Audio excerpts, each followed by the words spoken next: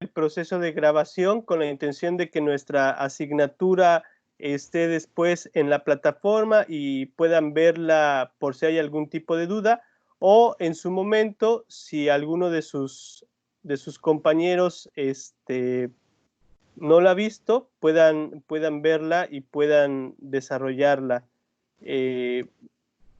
Todo el trabajo que viene de por medio.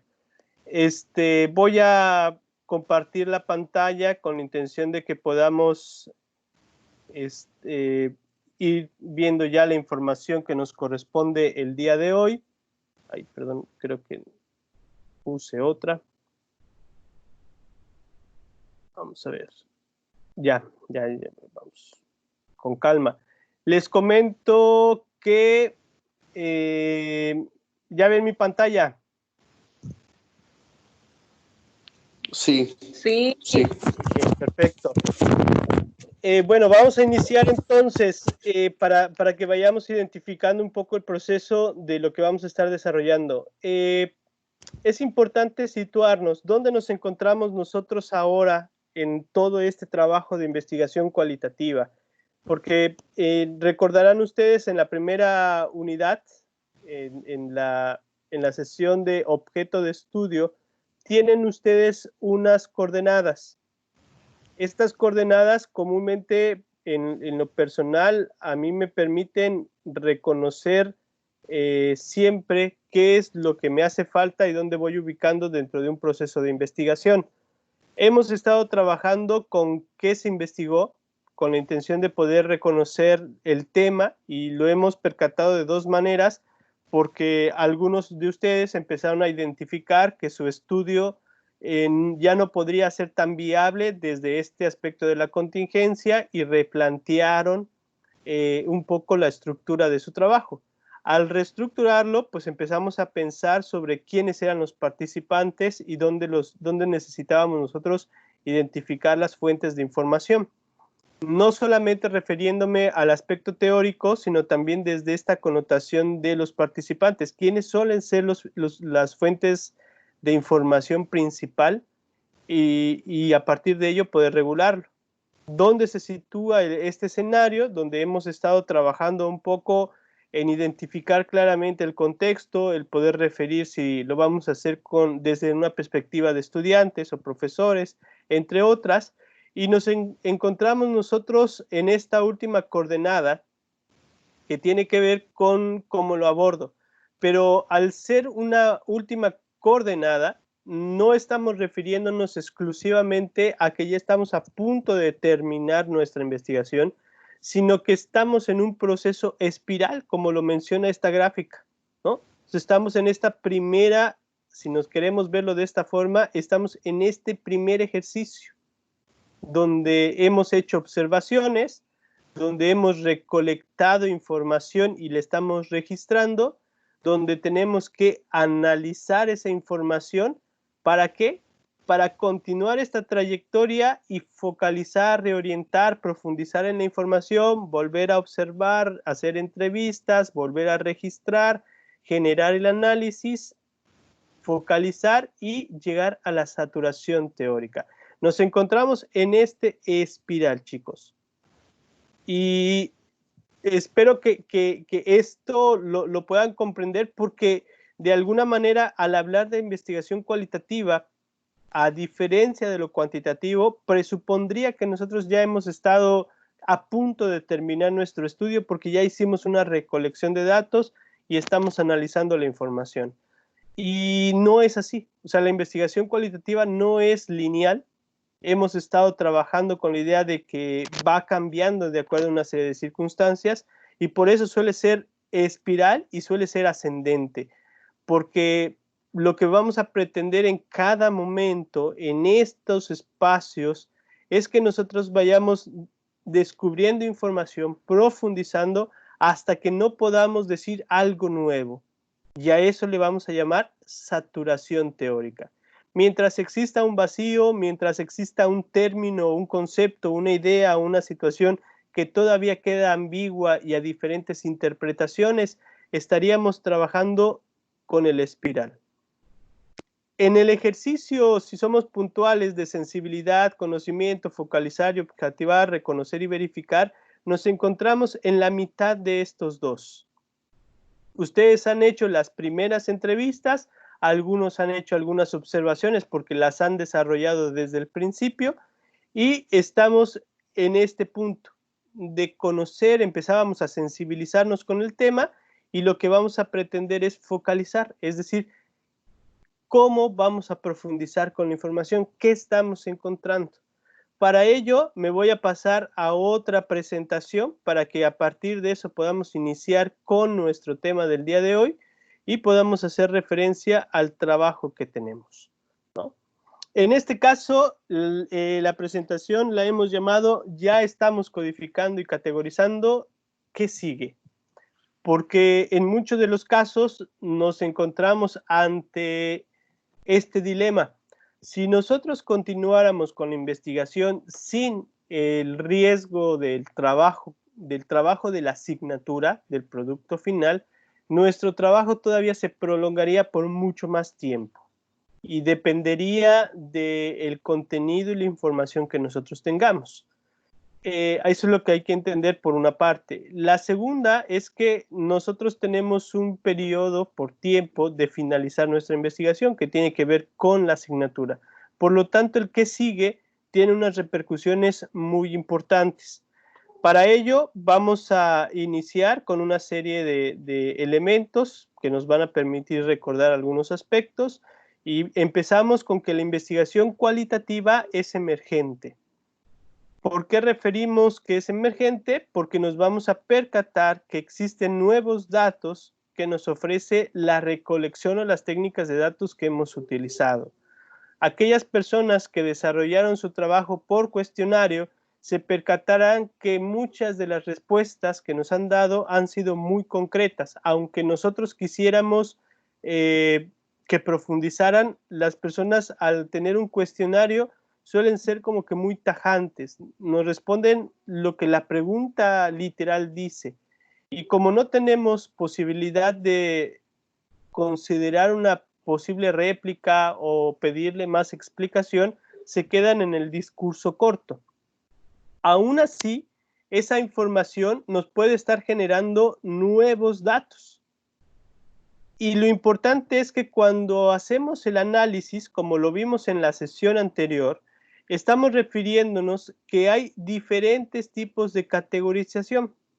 La categorización abierta, que es totalmente independiente a los objetivos y que yo estoy tratando de analizarla desde los nuevos datos o desde una manera muy libre, el poder encontrar la información que nos está desarrollando. Y posiblemente ustedes han empezado a encontrar nuevas categorías que no necesariamente están vinculadas con el ejercicio de los objetivos, ¿no? O sea, no necesariamente están cumpliendo. Ya ahorita vamos a ver qué vamos a hacer con ese tipo de datos. La categorización axial, recordarán ustedes que hace referencia a que después que hemos separado los datos, las unidades de contenido, empezamos a identificar una serie de transformaciones a partir del trabajo de relación, a partir del trabajo de clasificación de por medio, y empezamos nosotros a poder darle sentido a esto. Pero también tenemos una categorización selectiva, es decir, tenemos unos objetivos que deseamos cumplir, por lo tanto, nuestro análisis de datos se ha ido focalizada a esta idea de los objetivos, y eso demarca un poco la información. ¿Qué es importante en este primer recordatorio y por qué decimos que es emergente la investigación? En primera instancia, porque nos vamos a dar cuenta que los nuevos datos encontrados nos pueden estar ofreciendo por lo menos dos elementos muy puntuales. El primero de ellos va a consistir en poder identificar información que no habíamos contemplado al principio, pero que es fundamental para poder conocer nuestro tema de estudio. Ojo con lo que estoy diciendo. Puede ser que nosotros tengamos información sobre nuestros objetivos y que la información que estamos recabando nueva nos está ofreciendo más elementos para profundizar en el tema, porque nosotros no lo habíamos reconocido así. Bueno, entonces, ante eso, la pregunta que nos toca es ver si estos datos nos pueden ayudar a entender nuevas investigaciones o profundizar en el tema. Si nos está llevando hacia nuevas investigaciones, por ahora, hablando del producto final de la asignatura, podemos nosotros dejarlos a un lado. Pero si la información nos está permitiendo profundizar el tema, es importante incorporarla al trabajo que estamos desarrollando. ¿Y esto cómo lo hacemos? Si vemos que esa información nos da posibilidad de entender mejor el tema, pues genero un objetivo nuevo que me permita la posibilidad de utilizar esa información. Si yo me doy cuenta que esta información puede estar incorporada a un objetivo, bueno, solamente lo voy a tener en cuenta para que cuando yo lleve los resultados lo pueda transcribir y lo pueda evidenciar. ¿De acuerdo? Entonces, en este primer recordatorio es sumamente importante reconocer qué nueva información estoy obteniendo. Esa nueva información me está permitiendo profundizar en el tema de investigación. Si está permitiéndome profundizar, entonces lo anexo a los objetivos, si es que no los he cubierto en ellos. Si veo que puede estar incorporado en un objetivo, bueno, lo tengo que tener en consideración para poder desarrollarlo y describirlo dentro de nuestro informe final.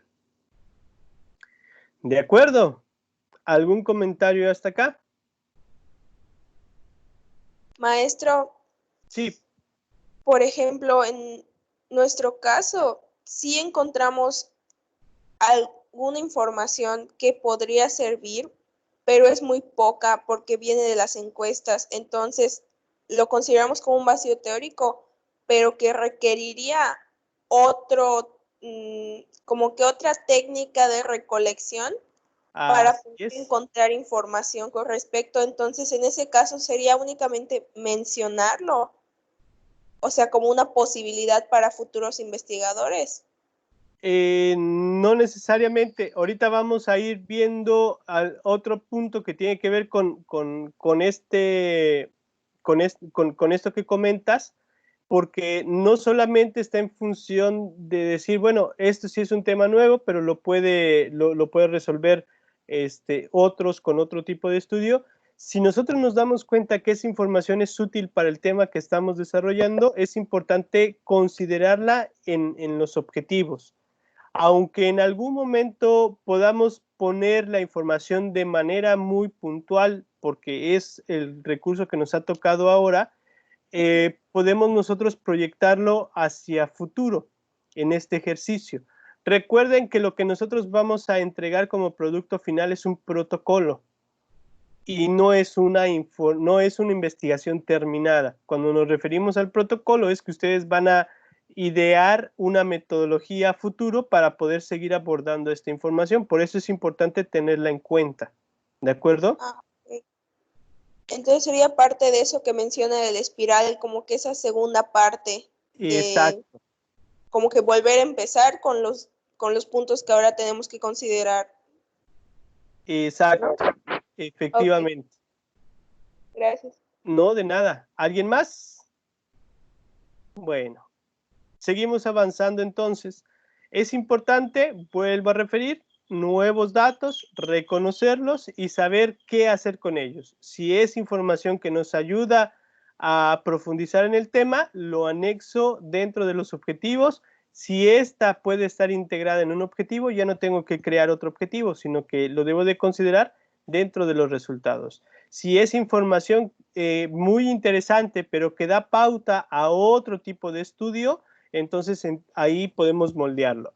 Yo les he estado comentando del trabajo de una doctora que desarrolla sobre violencia intrafamiliar, que empezó en una comunidad y que ella quería desarrollar su trabajo desde, bueno, del concepto de violencia intrafamiliar, pero se fue percatando que la información siempre refería al alcoholismo.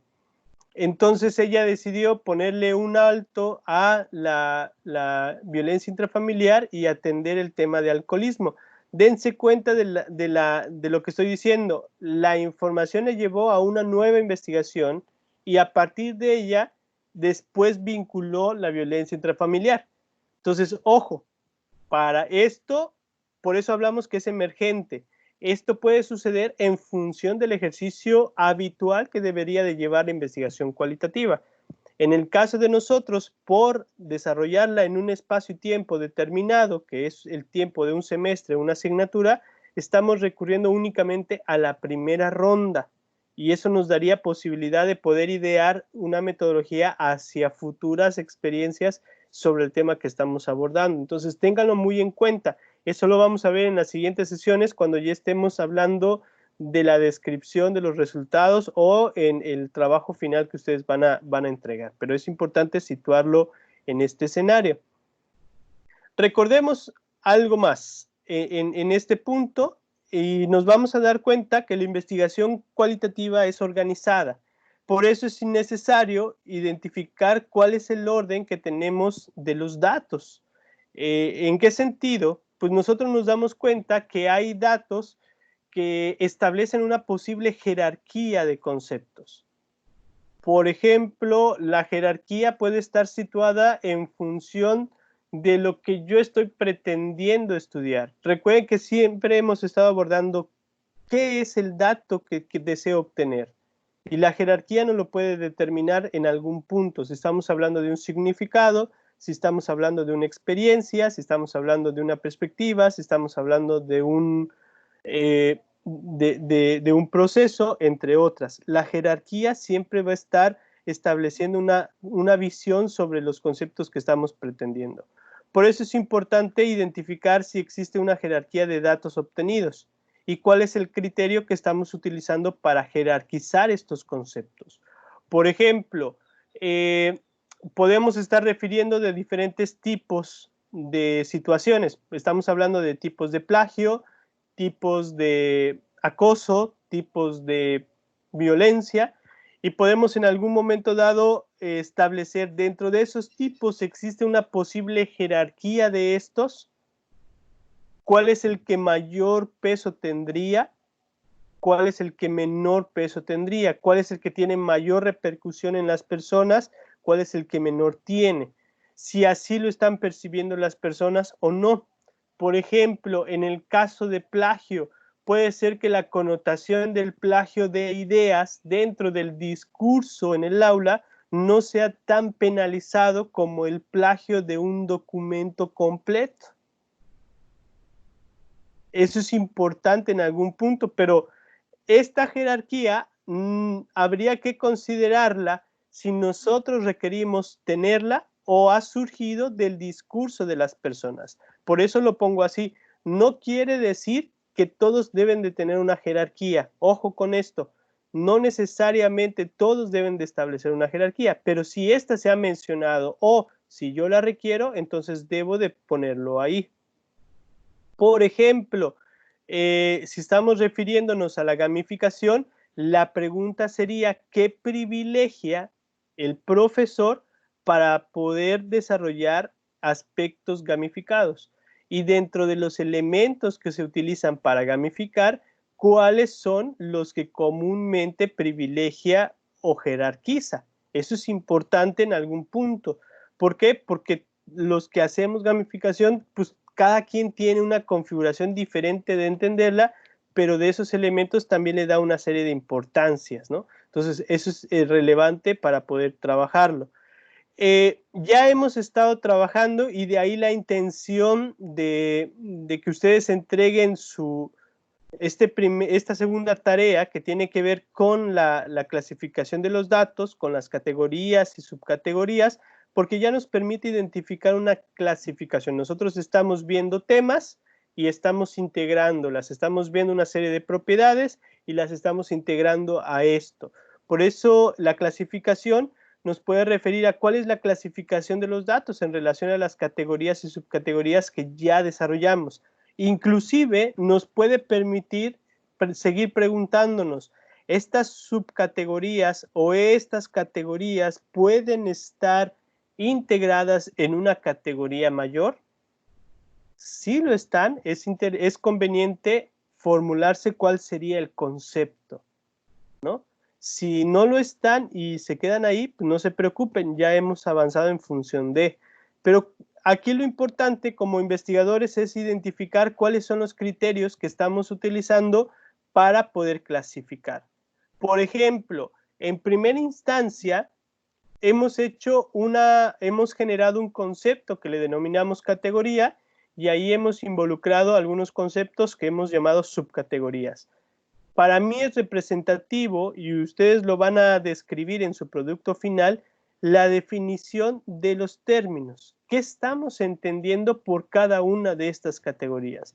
Por ejemplo, si yo tengo una categoría de práctica docente, entonces lo importante es que pueda definir qué voy a entender por práctica docente. ¿Para qué? Para que yo pueda ubicar cómo las subcategorías están relacionadas con esto. Si yo me refiero a práctica docente como las acciones que utiliza el profesor para desarrollar su proceso de enseñanza y o aprendizaje, entonces empiezo a ubicar qué acciones son las que deberían de estar ahí. Entonces puedo referir, por ejemplo, a la asesoría, puedo referir al dar clase, al dar retroalimentación de las actividades de aprendizaje, a establecer algún tipo de apoyo ante las dudas de los estudiantes, y ahí puede estar demarcada todas las subcategorías que están integradas en la categoría mayor. Entonces, ojo con ello. Entonces, la práctica, o más bien la categoría, siempre debe de ser definida para poder ubicar la consistencia que tienen las subcategorías. En la tarea que ustedes desarrollan, pues de alguna manera el interés es el generar una toma de decisiones por parte de ustedes para ver cómo estamos organizando la información. Si yo recurría primero a esto, de alguna manera iba a ir sesgando estos procesos. Lo que me interesa es que ustedes, al tomar las decisiones, han establecido criterios, ya sea conscientes o inconscientes, para poder clasificar. Y lo que quiero es que los empiecen a ser conscientes. ¿Qué criterios utilizaron ustedes para categorizar o clasificar sus términos? ¿Y cómo los están definiendo? Si no los han definido, pues es importante hacer este punto para poder ver si en ese caso los datos nuevos pueden estar involucrados en esa clasificación que ya han desarrollado. Si no han, si ven que estos conceptos nuevos o estos datos nuevos no coinciden con las definiciones de las categorías, entonces pueden generar una nueva categoría y a partir de eso profundizar en la información. Por otra parte, también hemos platicado sobre la relación entre los datos. Y esta relación la podemos encontrar en función de la dinámica que tenemos. Por ejemplo, en las asesorías que he tenido con ustedes, me he percatado que en algunas de las viñetas, o más bien del análisis que están elaborando, hay un comentario que puede estar en diferentes categorías. Y la pregunta es, ¿por qué están en las dos categorías? ¿Cómo se relacionan? ¿Cómo están vinculadas? O nos podemos percatar que una categoría surge como consecuencia de otra. Entonces empezamos a reconocer la relación que pueden estar surgiendo en relación a este punto. Y es importante el poder establecer esa relación o identificarla como evidencia. Entonces, la primera instancia es empezar a organizar nuestra información, que ya lo empezamos a hacer con la actividad que tenemos, y a partir de ello vamos a ir trabajando. Ojo, es importante que ustedes tengan en cuenta esto. La tarea que están desarrollando de la categorización no concluye con la entrega del documento. Necesitan nuevamente el reorganizar, el estar constante analizando la información e involucrando la información que les hace falta identificar. Y eso es importante en relación a estos 3 puntos. ¿Alguna pregunta hasta aquí?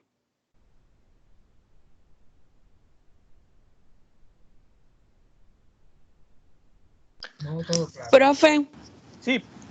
en ADA 2 teníamos que definir nuestras categorías. Por ¿O ahora puede? no.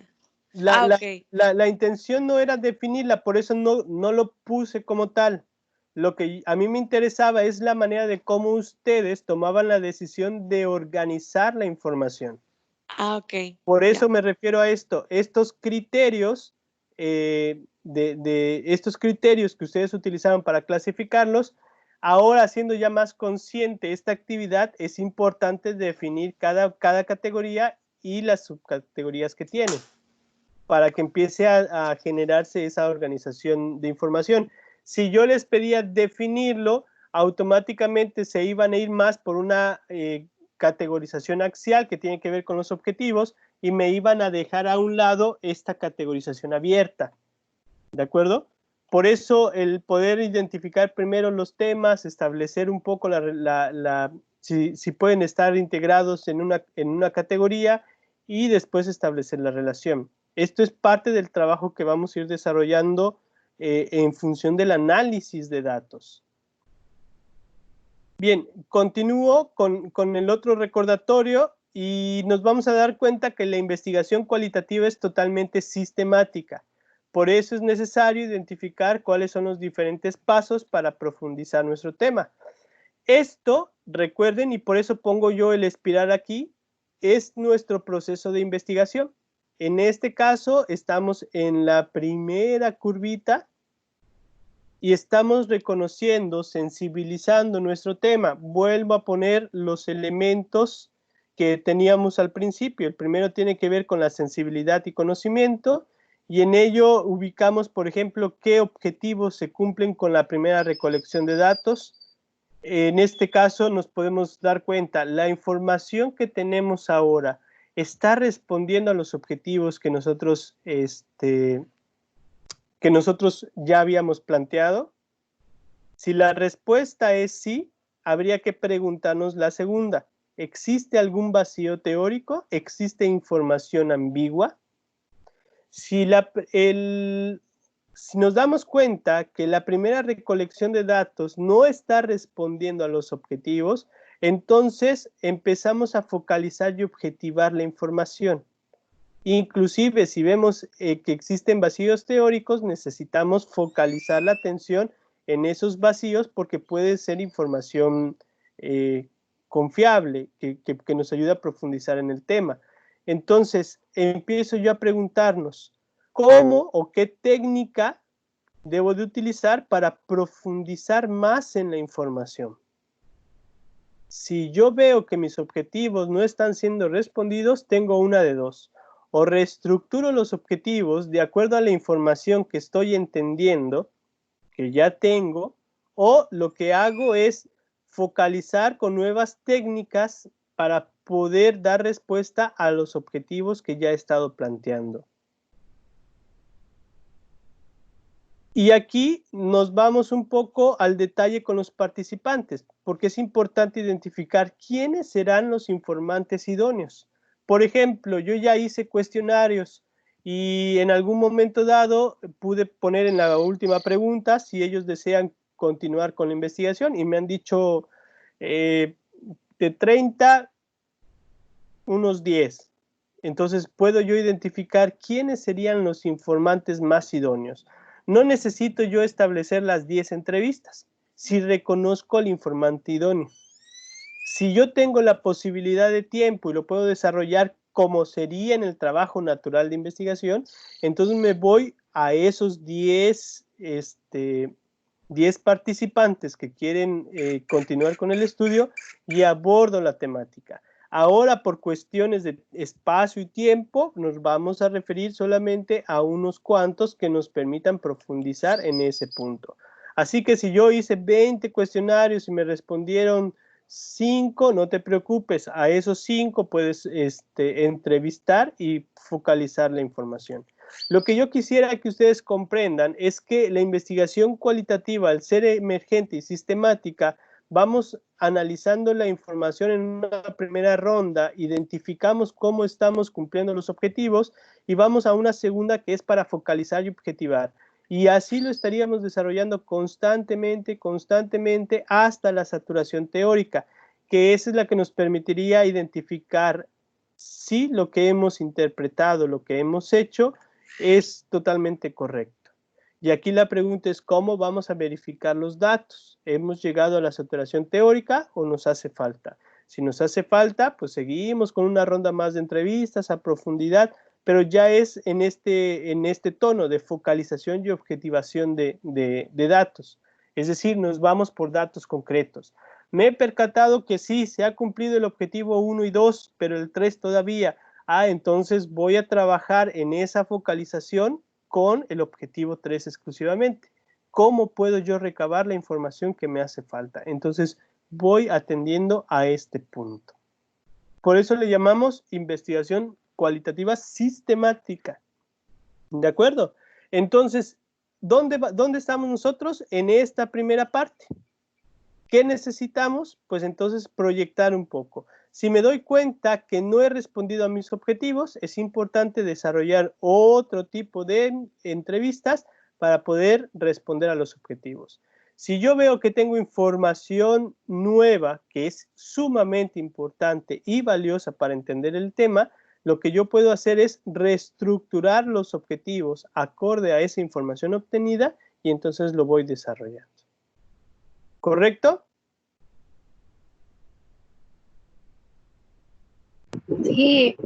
Sí. Bueno, continuamos entonces.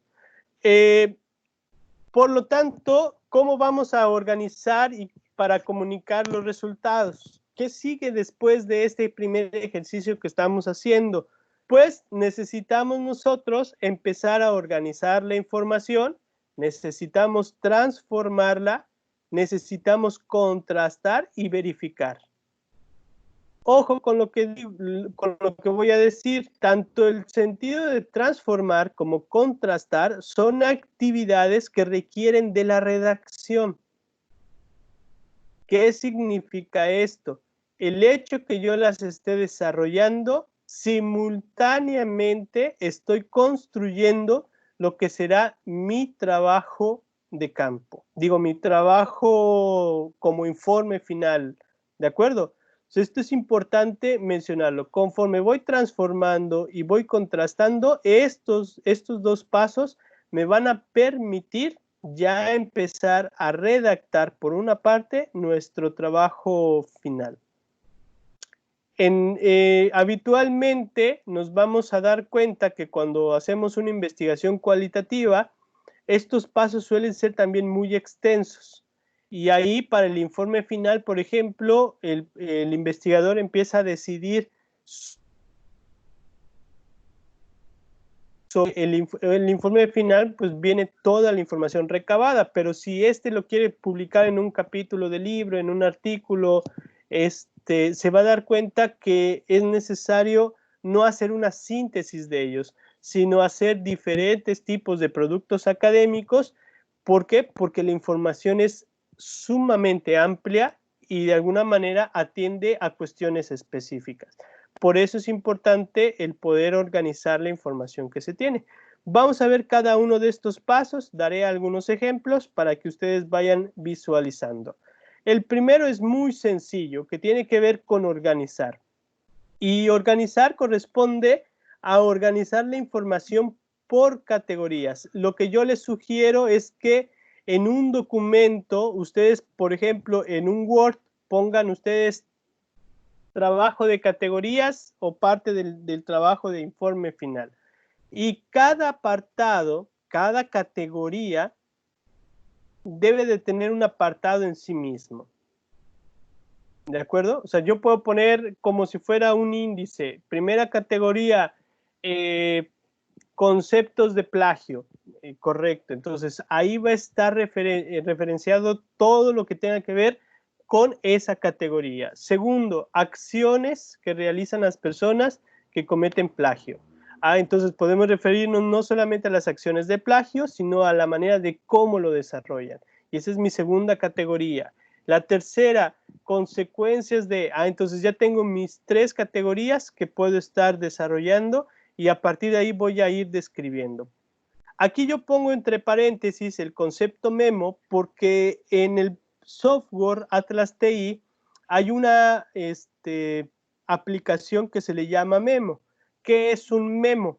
Pues es un apartado donde uno va escribiendo sobre la categoría, se les despliega como un recuadro de notas, un bloc de notas, y ustedes van escribiendo ahí información que se tiene. Esto posibilita mucho el ejercicio porque entre más lo vayamos desarrollando, puede implicar lo que vamos a ir generando. ¿Qué es necesario hacer? En primera instancia, es necesario entender que este documento se irá modificando conforme vayamos realizando cada una de las siguientes etapas. Eso es importante. O sea, no se me estresen mucho conforme van viendo que tienen que estar yendo y viniendo en relación a la información y al trabajo que tienen que desarrollar.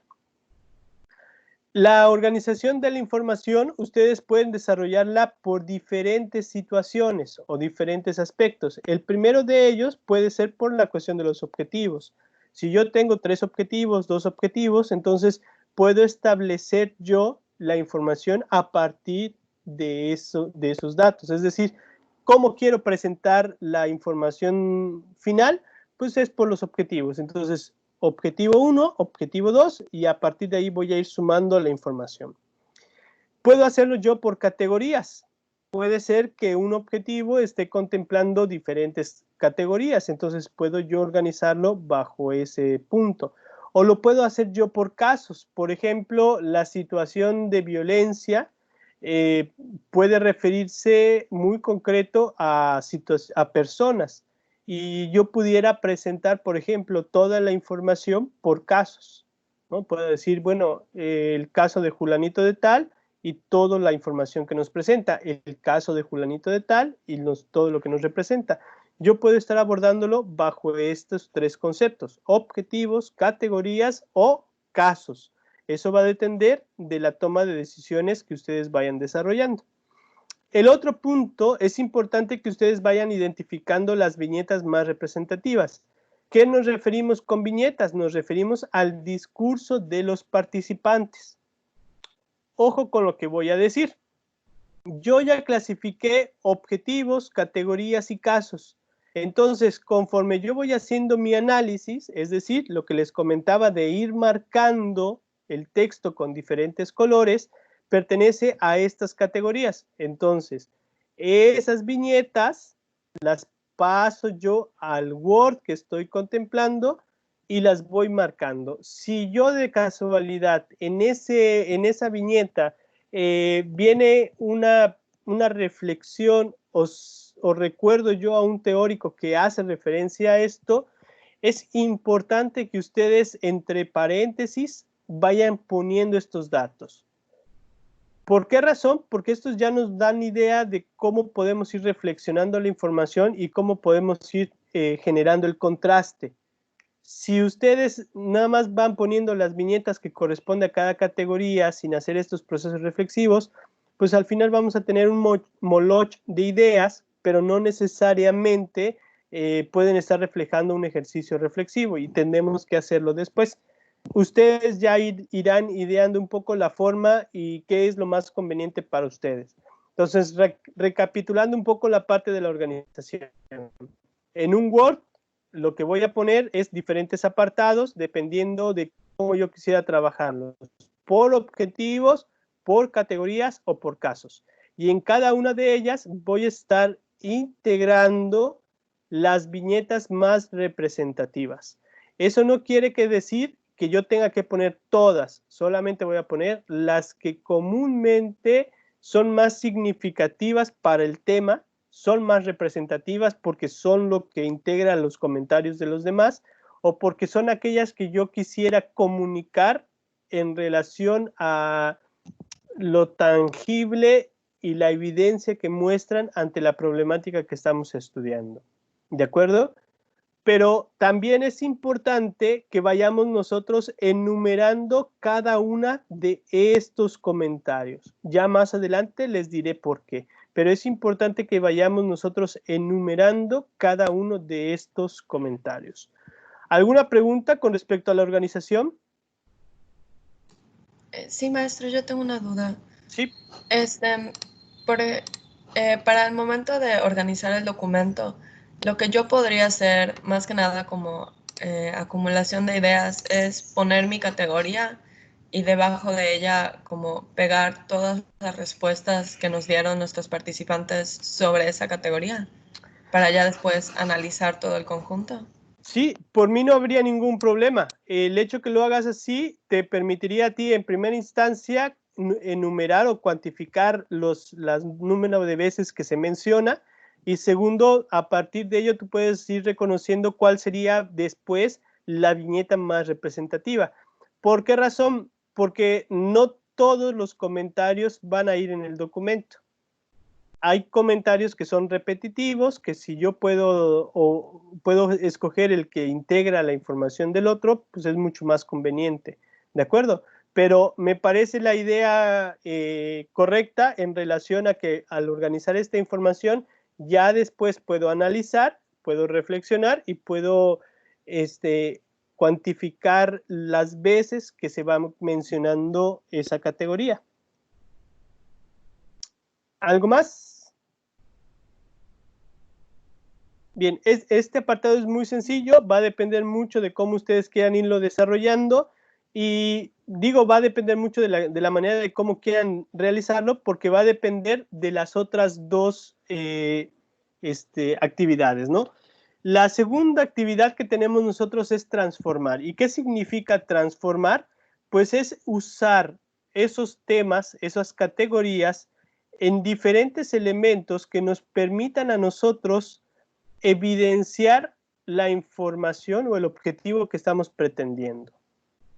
¿A qué me refiero con ello? Es importante reconocer que en ese mundo de información que nosotros estamos teniendo, necesitamos simplificarla para poder darla a conocer. Por eso, en primera instancia, hemos hecho un análisis, hemos dividido en unidades, hemos generado en categorías, y lo que estamos haciendo al transformar es, al haberlas estudiado en ese análisis, le estamos dando un sentido nuevo y las estamos involucrando en un contexto de interpretación. Y ante eso estamos desarrollando una síntesis. La síntesis puede ser comunicada por medio de tablas, puede ser comunicada por figuras, por collage, por modelos, por otro tipo de aspectos, ¿no? Y es importante poder situarlo. Por lo tanto, es necesario que ustedes puedan reconocer cuál sería la forma más adecuada para presentar los datos.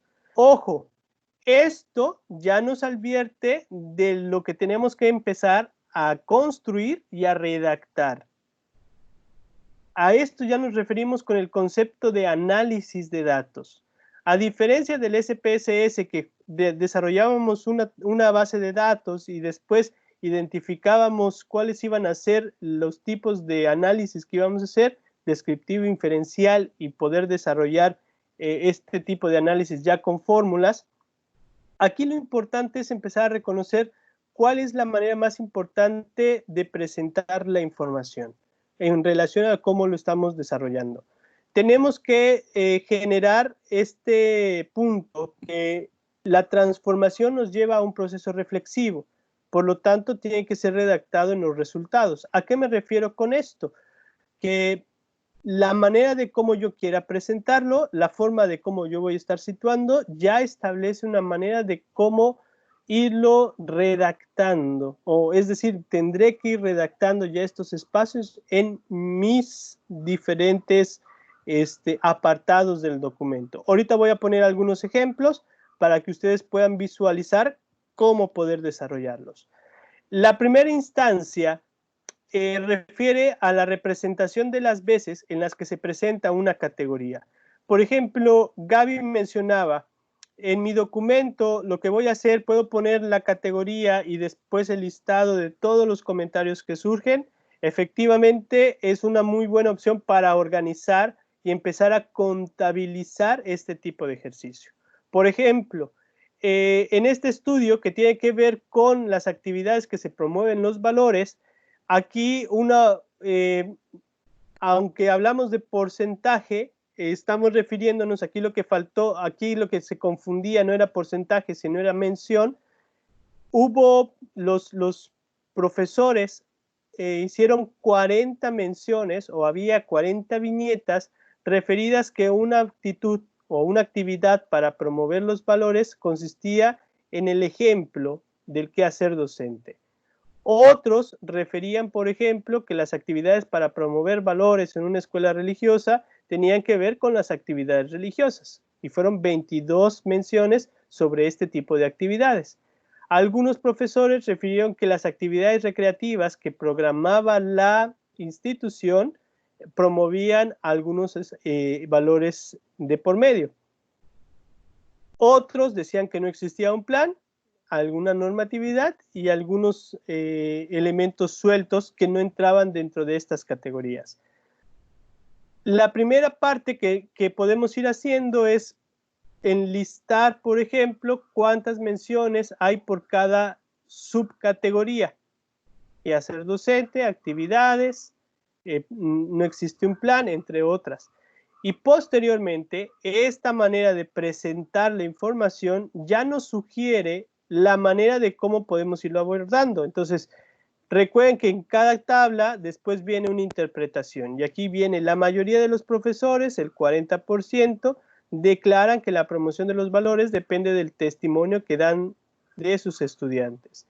Complementamos con una posible cita, que esto es parte de la contrastación, de contrastar, perdón, y por último, los comentarios o las viñetas que pueden estar representando este trabajo. En este punto, o esta manera de transformar la información que estamos haciendo, pues estamos cuantificando las veces que se menciona, pero nuestro interés no es solamente cuantificar las veces, sino lo que el discurso dice. Pero en primera instancia necesitamos dar evidencia de por qué estamos considerando relevante el tema del quehacer docente. ¿Por qué? Porque si yo no presento esta tabla y digo que la mayoría de los profesores declara la promoción de los valores, depende del testimonio, pues quien me lea me va a decir, bueno, ¿y quiénes son la mayoría? ¿Y cuántas veces se mencionó? Entonces, esto ha sido una configuración muy práctica que ha tomado la investigación cualitativa de lo cuantitativo para profundizar en su información. Ojo, podemos referir entonces, y quitamos aquí el mito de que la investigación cualitativa no requiere de estadísticos, sí los requiere para poder fundamentar y poder clarificar la información que se tiene, pero no se centra exclusivamente en este punto, sino que lo va a profundizar a partir del discurso y lo que hay detrás del discurso. ¿De acuerdo? Simplemente es para poder representar las veces que se presenta la categoría. Eso es importante mencionarlo. Otra forma en la que podemos nosotros transformar la información tiene que ver con modelos que nosotros podemos desarrollar. Por ejemplo, podemos construir un modelo con la intención de reconocer cómo nos estamos adentrando a la comunidad y cómo vamos a pretender estudiarla. Inclusive se pueden generar pautas de cómo desarrollar el estudio para poder contemplarlo en futuros investigadores. Por ejemplo, el siguiente modelo tiene que ver con el estudio de los cuerpos académicos. Un cuerpo académico es un grupo de profesores universitarios que se asocian porque tienen un interés de acuerdo a un tema específico y este grupo está dividido en dos tipos de integrantes. El primero de ellos se denomina grupo base, que son los profesores que están registrados ante una asociación llamada CONACYT PRODEP, para pertenecer a grupos de cuerpos académicos, y por eso ustedes ven estos círculos pequeñitos. Este es el núcleo base de los profesores, pero a la par existe el trabajo de otros profesores que no pertenecen a este grupo porque no tienen todas las credenciales posibles. Por ejemplo, aquí tenemos, en este circulito tenemos doctores, tenemos a personas que pertenecen al SNI y todo lo demás, y en este círculo más grande tenemos a profesores que suelen ser maestros, que no pertenecen al SNI, que tienen otro tipo de habilidades, entre otras cosas. Pero estos maestros que tenemos aquí colaboran en el ejercicio de los cuerpos académicos. ¿Qué quiere decir esto? El modelo como tal. Las instituciones pueden ser interpretadas, las instituciones educativas pueden estar interpretadas por la relación que existen entre los cuerpos académicos. Es decir, la manera de comportamiento de estos profesores que pertenecen a estos grupos, aquellos que no, generan una serie de relaciones de unificación y de poder que nos permiten reconocer cómo es el clima organizacional de la institución. ¿Qué sería este tipo de trabajo? Empezar a estudiar desde lo aspecto micro estas relaciones para poder dar pauta a lo que se está desarrollando en lo macro. O viceversa, reconocer la configuración de cómo está organizada la institución educativa nos va a ayudar a entender las dinámicas de relación y de poder que se ejercen en este tipo de grupos.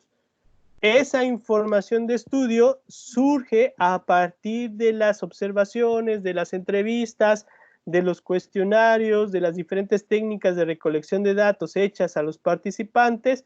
Después de haberlas analizado, uno puede establecer estos modelos para poder desarrollarlos o tenerlos en cuenta para estudiar a otra institución. Esta es otra manera de la transformación de los datos. Tenemos otro ejercicio, otro ejemplo. Y aquí, por ejemplo, podemos ir referenciando cómo se relacionan las categorías por los participantes. Y en este caso, hablando un poco del mismo tema de los cuerpos académicos, podemos ir viendo cómo perciben o las categorías que encontramos con los del núcleo base y las categorías con los asociados o no participantes y lo que se origina entre estos dos grupos. Por algún punto, los del núcleo base consideran que hay una toma de decisiones con respecto a su quehacer, mientras que los participantes dicen que esta toma de decisiones que toman estos, ellos simplemente tienen que acatarlas y no pueden referir a un sí o a un no al respecto. Tienen que acatarlas para poder estar dentro de alguna serie de aspectos. Existen roles de la docencia y la investigación muy establecidos y aquí hay una incomprensión de estos roles, porque aun cuando son profesores, no son investigadores, les exigen actividades de investigación que necesitan desarrollar. Y entonces esto genera una serie de tensiones entre estos dos grupos, ¿no? Pero, ¿qué es lo importante aquí? Que una categoría tiene subcategorías que pueden estar vinculadas con otras. Yo en este caso las integro de esta forma. ¿Por qué? Porque hay una relación muy marcada con respecto a las tensiones que se generan en estos dos tipos de personajes. ¿De acuerdo? Entonces, veámoslo de diferente forma. Tenemos una manera de representar por organizadores gráficos, tenemos una cuestión de poder identificar modelos y por otra tendemos a la relación de las tablas para poder identificar las menciones en las que se va describiendo el trabajo. Ustedes ya verán, de acuerdo a cómo van integrando u organizando la información, cuál será la más conveniente para poder presentarla. No necesariamente puede ser una, pueden ser varias, pueden variar de acuerdo a lo que ustedes quieran informar en su producto final. ¿Algún comentario?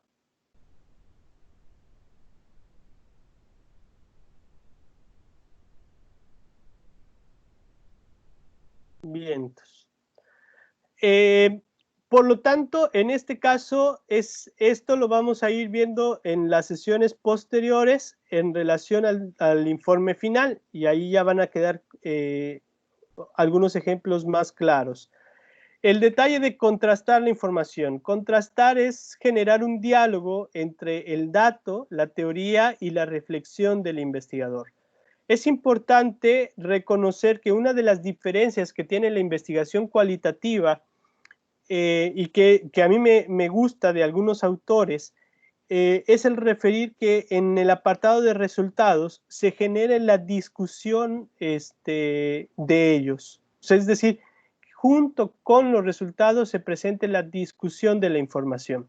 ¿Por qué razón? Porque ahí nos permite poder conocer de manera mucho mayor, hacer mucho más énfasis en lo que nosotros queremos remarcar, de lo que queremos nosotros evidenciar, y no solamente presentar una serie de resultados que pueden parecerse aislados cuando los miramos así, y que después en el apartado de conclusiones tengamos que volver a la discusión de por medio. Por lo tanto, aquí es importante identificar diferentes tipos de contraste. El primero de ellos es el que se puede dar de la información o del dato obtenido de acuerdo a las distintas técnicas de datos, de acuerdo a los participantes y de acuerdo a los momentos. Explico.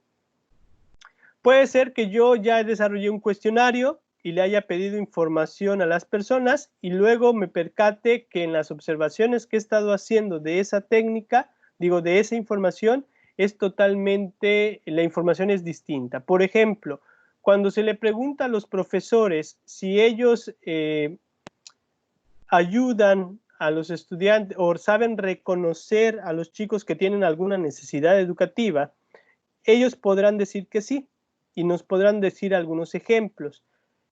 Y esto lo podemos contrastar con la observación que nosotros podemos tener en el aula. Si lo tenemos de esta manera, entonces tenemos el primer contraste de técnica. Puede ser que el participante, por ejemplo, nos haya dicho una información en una entrevista y cambie de parecer en otra entrevista. Entonces, esto refiere a un contraste por participante.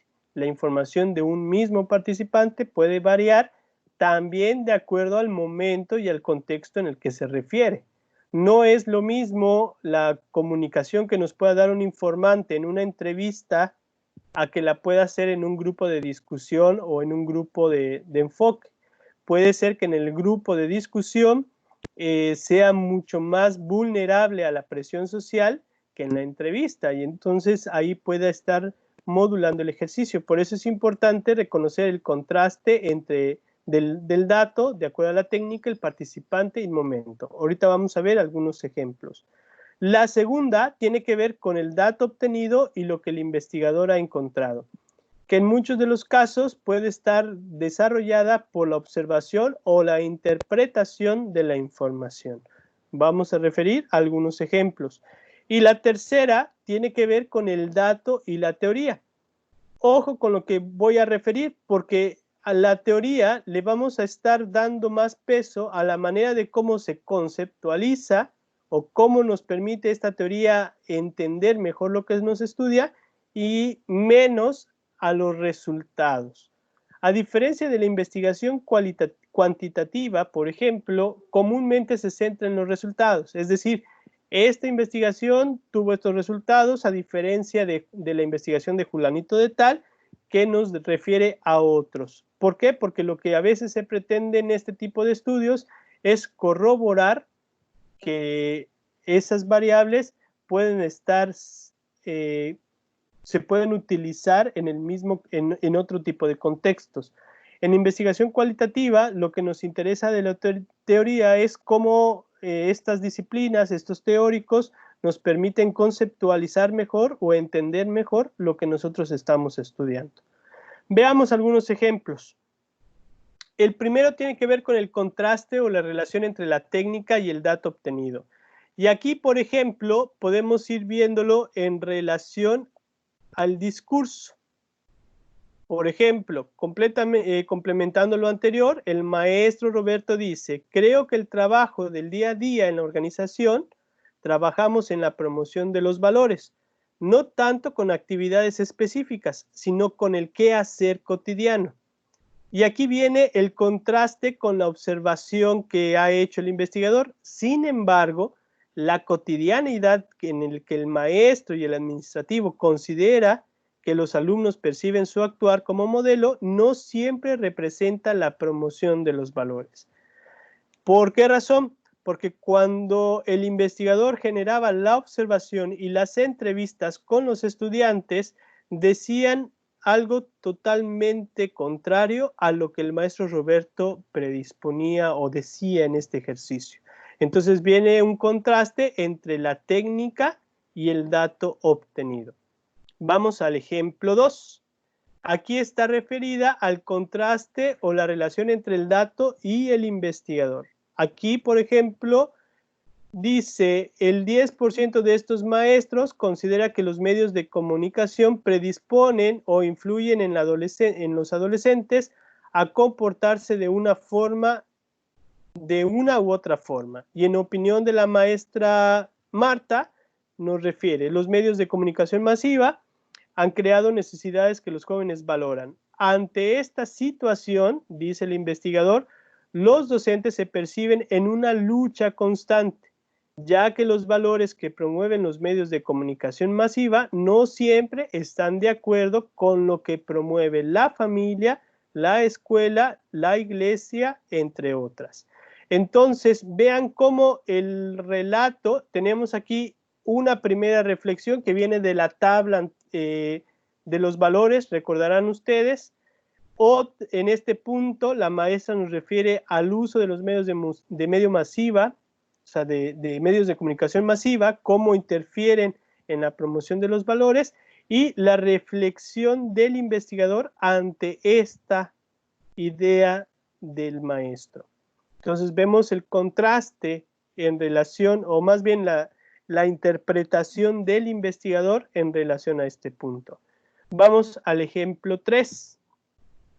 Tenemos ya el contraste o la relación entre el dato y la teoría. Y aquí, por ejemplo, el teórico, en este caso la doctora Fierro, explica que el docente pone en práctica sus propios valores al permitirse determinar de determinada forma el trato y manifestar el afecto a los estudiantes. Con relación a esto, la maestra Clarita hace mención de las diferentes actividades que realiza para poder promover los valores. Creo que cada uno de los integrantes de la escuela promueve de alguna forma los valores con sus actividades, palabras y acciones. Entonces estamos generando el diálogo entre lo que la teoría nos permite reconocer y lo que los participantes nos están desarrollando. Entonces tenemos 3 tipos de contraste o de relación que podemos tenerlo. El dato y la teoría, el dato y el investigador, las técnicas y los datos obtenidos. ¿Alguna pregunta? No, de momento. ¿Existen otro tipo de combinaciones, maestro, o solo son esas 3? Pueden haber otras, las más clásicas son estas 3 que comúnmente se van refiriendo. Hay algunos autores que inclusive, por ejemplo, quieren seguir el mismo margen de la investigación cuantitativa y presuponen exclusivamente los resultados en un capítulo y ya en el apartado de conclusiones se genera la discusión y ya hacen el contraste mucho más de la teoría y el dato, a diferencia de los 2 anteriores. Pero ya es una toma de decisiones y esto va a depender de la manera de cómo vayan desarrollándolo.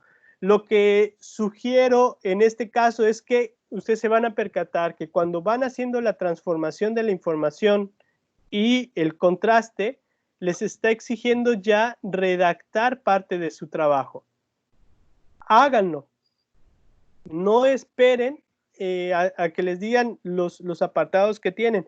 Empiecen a desarrollar esto y se van a dar cuenta que van a ir adelantando con mayor rapidez y van a ir cumpliendo con el trabajo lo más de manera conveniente. ¿Alguna pregunta más? Yo tengo una duda con respecto al formato de toda la investigación. Hasta ahora mi equipo y yo, en cuestión del documento, hemos estado siguiendo más o menos un formato parecido al que hicimos en nuestra investigación cuantitativa, que es primero poner la revisión, después pondríamos lo que sería el análisis de datos. Obviamente se puede ir añadiendo dependiendo de nueva información, pero nada más quería saber si está bien mantener ese mismo formato y si este análisis entre las categorías también iría como después de la revisión de la literatura. Bien, recordar, por ejemplo, cuando hablábamos nosotros de las diferencias de investigación cuantitativa y cualitativa, mencionábamos un poco lo del proceso, y ahí les hacía yo referencia de las partes que integran el trabajo o los trabajos de investigación. Comúnmente nosotros tenemos en investigación cuantitativa 5 apartados. El primero tiene que ver con planteamiento del problema, donde ahí se presentan los objetivos, la justificación, las preguntas de investigación. El segundo, que tiene que ver con la revisión de literatura. El tercero, con metodología, resultados y conclusiones y discusión. Esos son como los 5 apartados del trabajo que comúnmente se desarrolla en investigación cuantitativa en la facultad. Sin embargo, yo les comentaba de la diferencia que puede haber en investigación cualitativa. El primer capítulo lo tenemos, o el primer apartado lo tenemos sí con el planteamiento del problema. El segundo, de revisión de literatura, en muchos de los casos, y aquí va a ser una toma de decisiones, si ustedes lo mantienen aquí o lo pueden integrar al apartado de resultados que tiene que ver con este contraste. ¿De acuerdo? En este caso, si lo mantengo yo aquí, sería planteamiento del problema, revisión de literatura y metodología.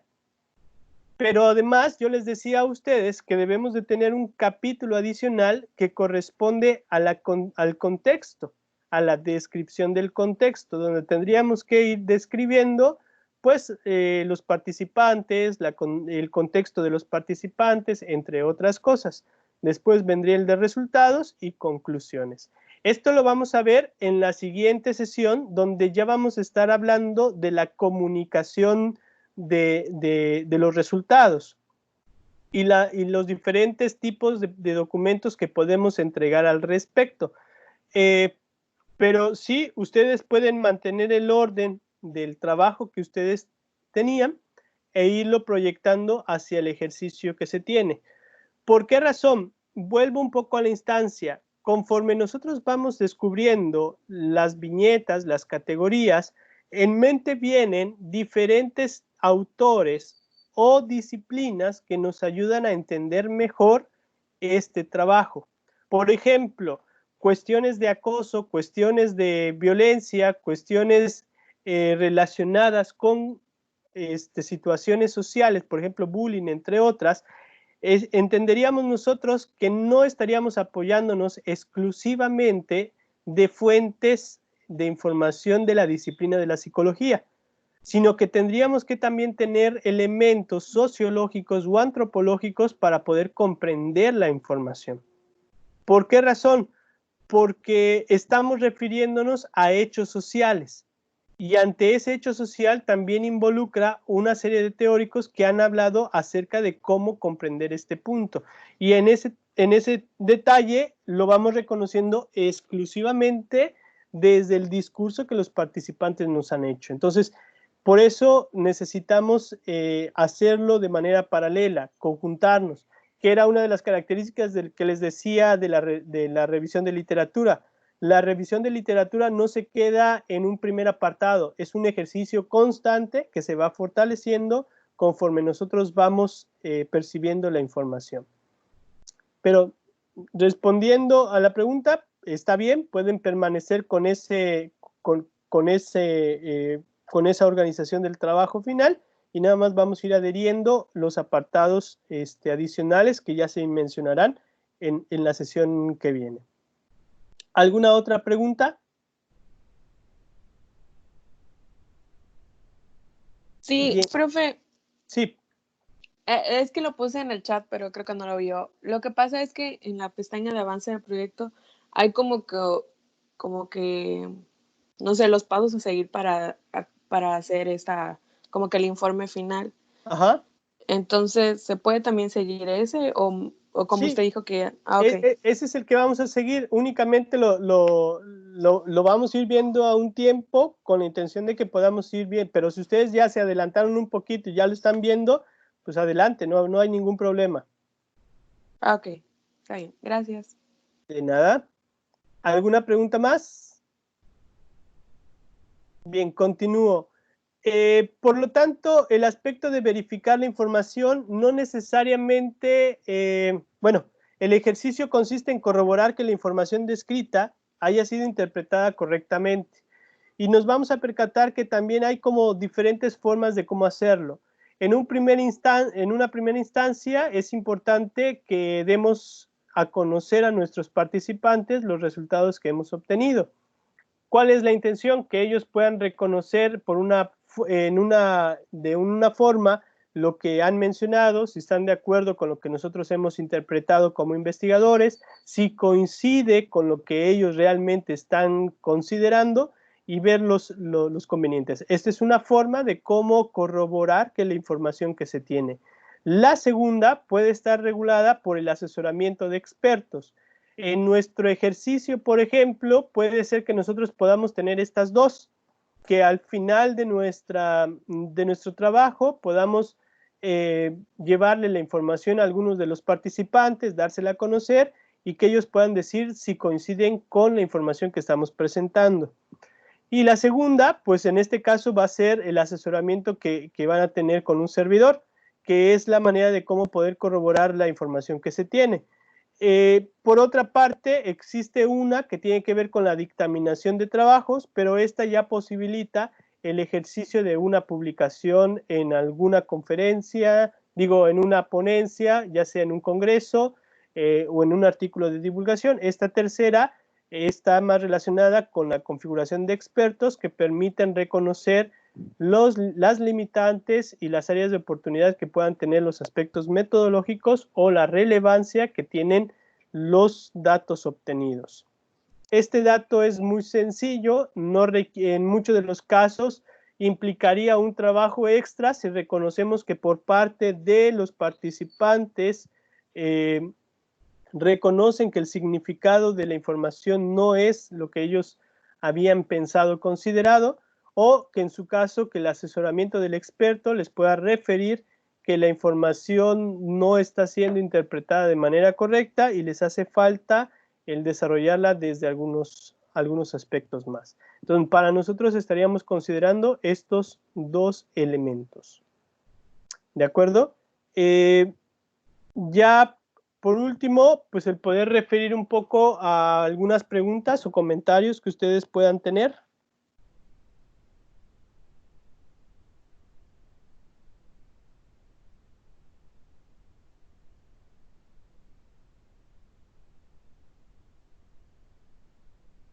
¿Existen preguntas, dudas, chicos? No, profe. Profe, yo tengo una pregunta. A ver.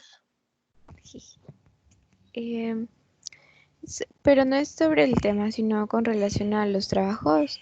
Por ejemplo, ¿se van a cambiar las fechas para entregar, por ejemplo, algunos trabajos? Porque estuve checando y algunos dicen que son para el 2019. Sí, lo que corresponde a la última pestaña que tiene que ver de los avances, esas se van a modificar. Vamos a modificarlas. No lo he hecho porque todavía no tengo una fecha exacta, porque no nos han dicho cuándo terminaría el curso. Por eso no se han estado desarrollando. Pero las actividades que de manera puntual, por ejemplo, los ejercicios, ustedes saben que cada lunes les he estado subiendo algún tipo de recurso para poder identificar las indicaciones para poder desarrollarlas. En esta semana no hubo, con la intención de que ustedes continúen con la connotación del trabajo de categorización y empecemos nosotros a trabajar con esta particularidad. Ya el próximo miércoles, el lunes no vamos a tener para esta semana indicaciones o tareas extras, sino que está refiriéndose el tercer avance. únicamente voy a pasar la fecha del tercer avance para el miércoles y ahí ya estaremos trabajando con los criterios del trabajo final, al igual que las diferentes formas de comunicar los resultados. Entonces, a partir de ahí ya verán ustedes nuevas fechas para poder tener en cuenta. Gracias, profe. De nada. ¿Alguna pregunta más? No, maestra, todo claro. Un poco preocupado, pero todo claro. Bueno, la instancia hay que ocuparse. Yo creo que aquí es importante identificar la información que nosotros tenemos, organizarse bien en relación a la dinámica que vamos a estar, bueno, que ustedes van a estar trabajando. Yo les debo de retroalimentar su trabajo entre hoy y mañana en cuestión de esta última, de la categorización que se tiene. En muchos de los casos solamente es reconocer la manera de cómo están identificando la organización. Algunos me han entregado algunas partes de las entrevistas y eso me permite ver la forma de cómo están recurriendo y entonces ahí ya daré mucho más, más comentarios al respecto. Voy a estar pendiente de lo que vaya surgiendo. Les comento nada más, el día de hoy inicio una asignatura en la licenciatura de Educación Virtual y es el trabajo de redacción de textos académicos. ¿Por qué se los comento? Porque les voy a pedir que me tengan un poquito de paciencia en función del tiempo de realimentación, puesto que el ejercicio que se va a pretender en línea es un poquito más, requiere más trabajo en relación a los estudiantes, porque hay que estar retroalimentándoles en un tiempo récord en relación a esto. No pretendo descuidarles a ustedes, solamente ténganme un poquito de paciencia en función de los horarios para las asesorías, entre otras cosas, pero las vamos a mantener igual. Cuando ustedes tengan el interés y el deseo de la asesoría, agendamos, establecemos un tiempo y lo vamos desarrollando, ¿de acuerdo? Si no hay más, Maestro, sí, la siguiente reunión que vamos a tener igual queda para el miércoles a las 8 de la mañana. vamos a mantener siempre las reuniones que tenemos. Las videoconferencias no las vamos a mover hasta nuevo aviso. Gracias, maestro. De nada. ¿Algo más? Pues muy bien, chicos, terminamos el día de hoy. Voy a concluir con la grabación. Y en este caso,